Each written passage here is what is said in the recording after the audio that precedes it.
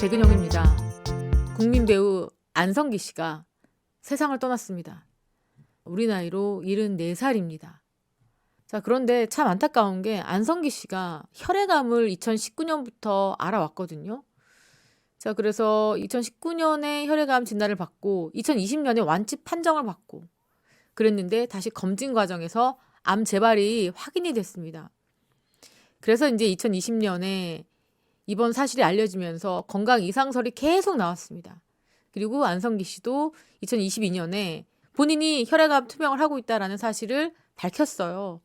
그 이후에는 안성기 씨가 수시로 언론과 인터뷰에서 건강이 좋아졌다, 새로운 영화로 찾아오겠다, 이렇게 이야기를 쭉 해오셨습니다.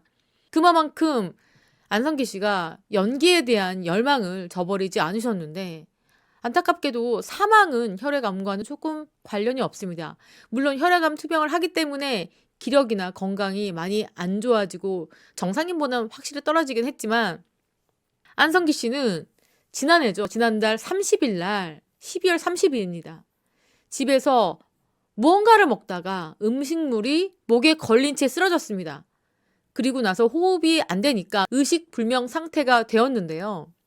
그래서 이 119에 의해서 병원에 옮겨졌고 입원을 했습니다. 중환자실에 입원을 했는데 하루하루가 고비다라는 이야기가 있을 정도로 상태는 매우 좋지 않았습니다.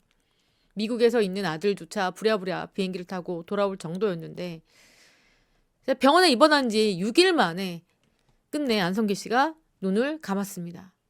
자, 안성기 씨가 이렇게 세상을 떠나자 정말 많은 분들께서 안타까워하고 가슴 아파하고 있습니다. 왜냐면 74살의 나이가 어떤 분들은 많다 할 수 있겠지만 우리 정서상 74은 아직 좀 젊은 나이잖아요.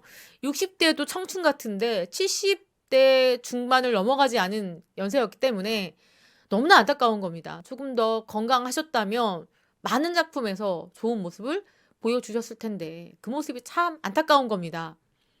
빈소는 서울 성모병원 장례식장에 마련이 됐고요. 굉장히 많은 연예인들이 이곳을 찾고 있습니다.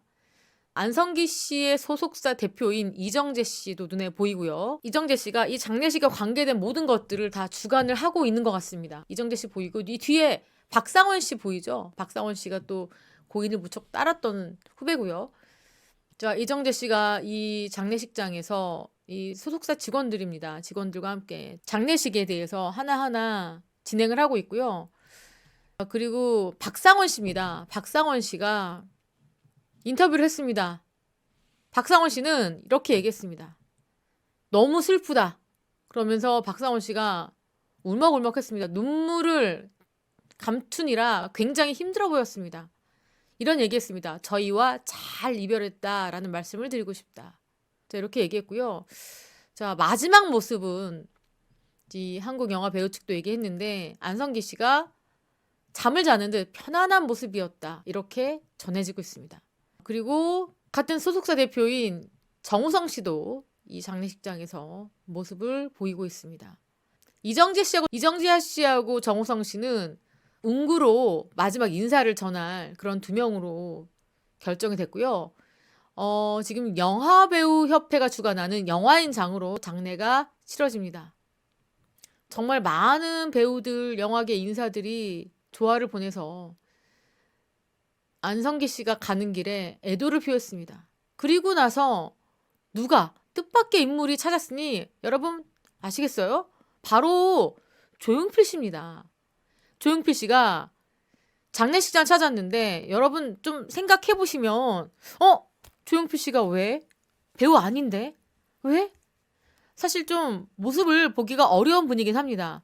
근데 알고 봤더니 조용필 씨하고 안성기 씨가 중학교 동창입니다. 그것도요, 옆 짝꿍이었다고 해요. 29번, 30번 경동중학교 동창인데 조용필 씨가 굉장히 오랜 시간 동안 인터뷰를 응했는데요. 이런 얘기했습니다. 지난번에 병원에 입원했을 때도 왔었다. 근데 그때는 코로나 시기여서 병문안을 직접 하지 못하고 안성기 씨 아내와 주차장에서 한참 이야기를 했다. 그리고 퇴원하고 괜찮다고 해서 나았구나 이렇게 생각했는데 갑자기 건강이 악화돼서 너무나 안타까웠다. 하고 싶은 게 너무나 많았을 텐데. 참 이겨내지 못하고 간 것이 친구로서 너무 안타깝다 이렇게 얘기했고요. 자, 친구로서 어렸을 때 정말 좋은 친구, 아주 좋은 친구였다. 성격도 좋고 같은 반 제옆자리. 집 위치도 비슷해서 항상 같이 걸어 다녔다고 합니다. 영정 보니까 옛날 생각이 난다 이렇게 얘기했고요. 자, 다른 데서 얘기 들어보니까 경동중학교 동창인데 크리스마스 때 안성기 씨가 조용필 씨 집에 찾아왔대요. 근데 당시에 조용필 씨가 집에서 나가지 못하는 상황이었다고 합니다. 왜냐면 부모님이 못 나가게 했는데 아버님이 안성기는 괜찮다. 안성기하고는 얼마든지 놀아도 괜찮다. 하지만 다른 애는 안 된다. 이렇게 얘기를 듣고 안성기 씨하고 시간을 보낼 수 있었다고 합니다. 그 정도로 가족들도 안성기 씨에 대해서 알고 있을 정도로 아주 막역한 사이입니다. 자, 안성기 씨한테 하고 싶은 이야기 마지막 인사를 해달라라고 했더니 성기야 또 만나자. 가서는 편히 쉬어라. 그리고 위에서도 연기 생활을 했으면 좋겠다. 이렇게 이야기를 했고요. 결국에 예견된 거라서 이렇게 되는구나. 영화계에 큰 별이 하나 떨어졌다. 이렇게 탄식하기도 했습니다.